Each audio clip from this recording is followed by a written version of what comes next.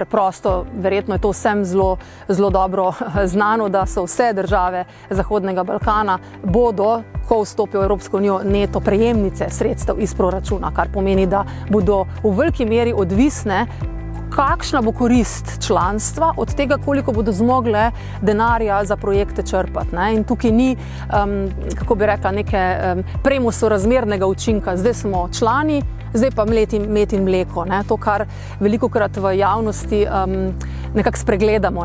Kot država članica in mora imeti država za svojo upravo zelo dobre sposobnosti izkoristiti priložnosti, ki jih članstvo ponuja. Te priložnosti so avtomatske, ampak izkoriščanje priložnosti pa žal ne in je treba tukaj znanja pridobiti.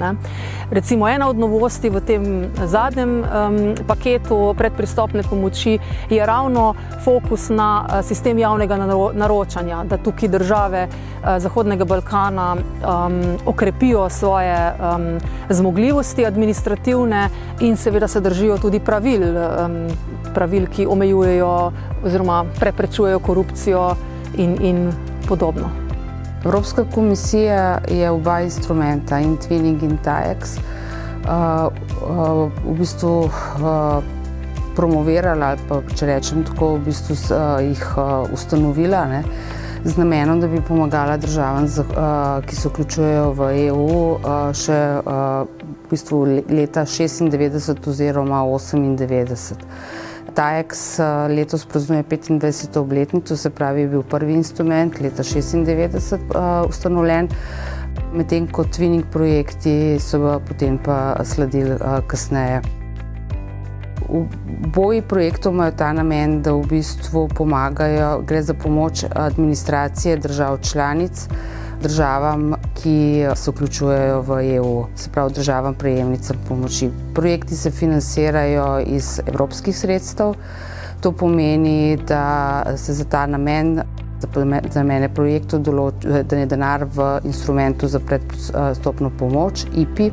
Ta pomoč se nudi že od leta 2003. Gre za to v bistvu, da te projekte izvajajo javni uslužbenci oziroma javne institucije, držav članic, ki pomagajo administracijam, se pravi upravam držav prejemnic pomoči oziroma usposabljajo njihove javne uslužbence in s tem krepijo njihovo upravno sposobnost, da lahko izvedejo reforme, da lahko prenesejo EU zakonodajo, da lahko to zakonodajo tudi izvajajo, vse z namenom, da pač nekoč te države postanejo članice Evropske unije.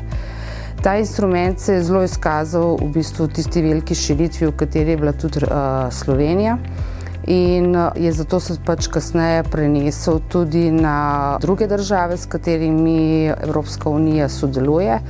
To je na države sosedske politike in pa nedavno tudi na države, ki se financirajo iz instrumenta za razvojno sodelovanje.